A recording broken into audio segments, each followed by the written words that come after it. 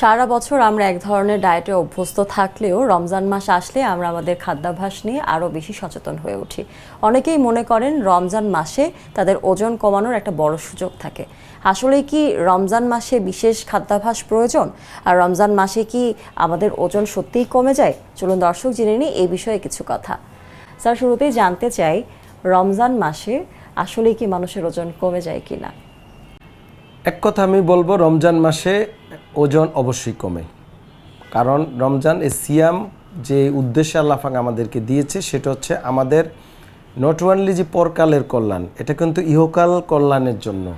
এর প্রমাণ হচ্ছে জাপানের একজন, ওনার নাম হচ্ছে ওসুমি বিজ্ঞানী, উনি নোবেল প্রাইজ পেয়েছে এই শুধু এই সিয়াম নিয়ে রিসার্চ করার কারণে।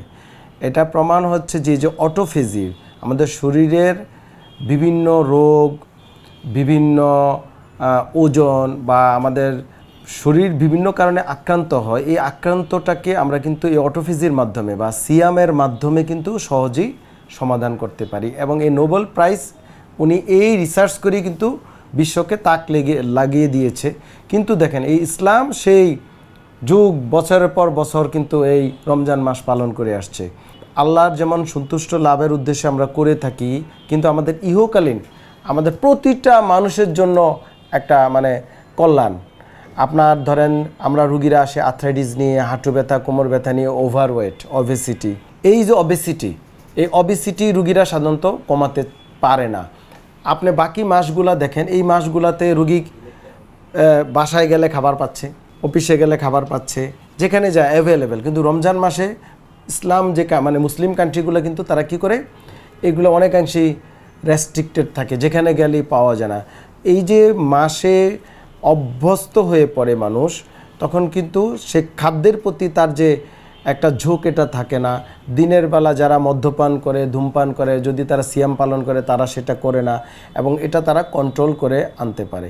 এবং এই সিয়াম পালনের মূল উদ্দেশ্যই হচ্ছে আমাদের ওজন অটোফেজি করা।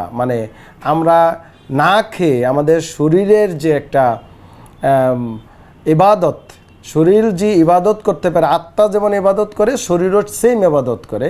এই ইবাদতের মাধ্যমে আত্মশুদ্ধি হয়, আত্মার আর শরীর শুদ্ধি হয়। শরীরের প্রতিটা সেল কিন্তু আপনার শুদ্ধি হয়, কারেকশান হয়। নষ্ট সেলগুলা, ক্যান্সার সেল বা ইনফ্লামড সেল কিন্তু আপনার নষ্ট হয়ে যায়। তো এই রমজান মাস কিন্তু ওজন কমানোর জন্য একটা উৎকৃষ্ট মাস, যদি আমরা সেটা করি। কিন্তু আপনি হয়তো বলবেন যে আমাকে, বাংলাদেশে তো এর ভিন্ন চিত্র। কিন্তু অনেক সময় দেখা যায় রোগীরা বলেন যে আমি সিয়াম সাধনা করছি, সংযম পালন করছি, কিন্তু তারপরেও রমজান মাসে অনেকের ওজন বেড়ে যায়।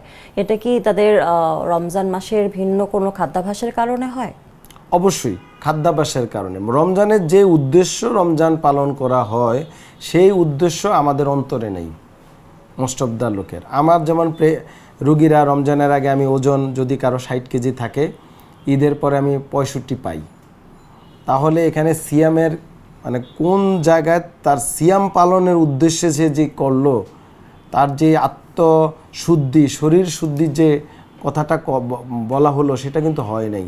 কারণ তার আরও 5 কেজি ওজন কমার কথা ছিল। 60 কেজি রোগীর ওজন কমে যাওয়ার কথা ছিল 55 কেজিতে, কিন্তু তার আরও 5 কেজি বাড়ে, 65। বছরের অন্যান্য সময় হয়তো সে এই 60ই আছে, কিন্তু রমজানে 5 কেজি বাড়ে। এটা বাংলাদেশের প্রেক্ষাপটে। এর মূল কারণ হচ্ছে আমাদের খাদ্যাভ্যাস। প্রাচীনকাল থেকে আমাদের মানুষ ইফতারিতে বিভিন্ন ভাজা পোড়া, অনেক রিচ ফুড, অতিরিক্ত সুগারি ফুড ব্যবহার করে আসছে। এই যে সুগারি ফুড, এটা আমাদের প্রচুর প্রচার করতে হবে, বলতে হবে, মানুষকে সচেতন করতে হবে। আমাদের মা বোনরা, ওনারা বাসার ফ্যামিলি সবাইকে ভালো করে না খাওয়াইতে পারলে ওনাদের কোনো শান্তি নেই। তো এই যে একটা মনের তাদের আবেগ, কিন্তু একদিক দিয়ে আবেগ ঠিক আছে, কিন্তু এটা যে শরীরের জন্য ক্ষতিকর বা আমাদের আত্মশুদ্ধি, শরীর শুদ্ধি হচ্ছে না, এটা ওনাদের নলেজে নাই। এটা আমাদেরকে বলতে হবে। আমরা যদি খাদ্যাভ্যাসটা একটু ঠিক করে করি এবং যদি আমরা সিয়াম পালন করি, তাহলে কিন্তু আমাদের ওজন কমবে, আমাদের অন্যান্য ক্যান্সারের মতো রোগ কিন্তু কন্ট্রোলে নিয়ে আসতে পারবো, ব্যথা কমাতে পারবো, আমরা মন, শরীর, স্বাস্থ্য, সমাজ ব্যবস্থাকে আমরা উন্নতি করতে পারবো। কারণ আমরা যে খাবারগুলার যে অতিরিক্ত খরচটা আমরা করি, সেটা না করে আমরা যদি সেটা গরিবকে দেই, সেটা আমার গরিব উপকৃত হলো, আমার শরীরটাও সুস্থ হলো, আমার ব্যথাও কমলো, আমার আত্মশুদ্ধিও হলো, এবং আল্লাহ পাক যে উদ্দেশ্যে আমাদেরকে এই কাজটা করতে দিছে সেই ক্ষেত্রে আমাদের রব উনিও খুশি থাকবেন। রমজান মাসে রোজা রাখার ফলে অনেকেই বলেন যে তাদের চুল পড়ে যাচ্ছে বা একটু অবসাদ বোধ হচ্ছে কিংবা একটু বেশি ক্লান্ত লাগছে, এই ধরনের সমস্যা কাটিয়ে ওঠার সমাধান কি? আসলে এটা রুগী টু মানুষ ভেরি করে। অনেকে আছে শুধু রমজান মাস না, সারা বছরই কিন্তু সিয়াম পালন করে অনেকেই। ইসলামে যে যেমন সোমবার বৃহস্পতিবার অনেকেই রোজা রাখে, তো এটা একটা অভ্যাসের ব্যাপার। আপনি হুট করে অনেকের ক্ষেত্রে এটা দেখা দিতে পারে, এটা ভয়ের আমি কোনো কারণ দেখি না। এবং এই ক্ষেত্রে শুধু খাদ্যাভ্যাসটা একটু চেঞ্জ করতে হবে, মানে এখানে আমাদের এডুকেশনের দরকার, সচেতনতার দরকার। ইফতারের সময় আমাদের দ্রুত পানির প্রয়োজন। পানি আমরা যদি এই সময় ফ্রেশ পানি রাখতে পারি, মানে নর্মাল যে মিনারেল ওয়াটার, এই পানিটা খাওয়া, অথবা আমরা জুস রাখতে পারি। আমাদের যে ফ্রেশ জুসগুলো আছে, ধরেন ফল, এই ফল খেয়ে আমরা একটা দুইটা খেজুর খেয়ে ইফতার করে ফেলতে পারি। তারপরে আমরা মাগরিবের নামাজের পর রাতের খাবারটা ভাত এবং তরি তরকারি দিয়ে যদি খেয়ে ফেলি, এবং ভোর রাতে অবশ্যই আপনাকে কিন্তু সেহরি খেতে হবে, এবং সেহরিটাও সেম হবে ভাত তরি তরকারি।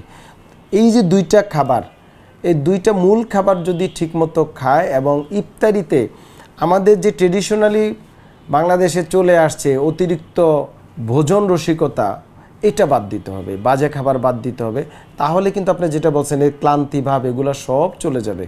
এবং পানির পরিমাণ খুব আমাদের দরকার, সবাই শুধু রুগী না, সবাইকে পানি খেতে হবে পর্যাপ্ত। আর খাদ্যাভ্যাসটা একটু যদি চেঞ্জ করে, সবাই বিভিন্ন পার্টিতে যায়, পার্টি দেখ সমস্যা নেই, রমজানের মাসে পার্টি হতেই পারে, কিন্তু সেটার খাদ্যের যে তালিকাটা অতিরিক্ত খাবারের পরিমাণটা হয়ে যায়, এইখানে আমাদের একটু সচেতন হতে হবে। আপনাকে অনেক ধন্যবাদ আমাদের দর্শকদেরকে রমজান মাসের খাদ্যাভ্যাস সম্পর্কে জানানোর জন্য। আপনাকে ধন্যবাদ, নাগরিক টেলিভিশনকে অসংখ্য ধন্যবাদ।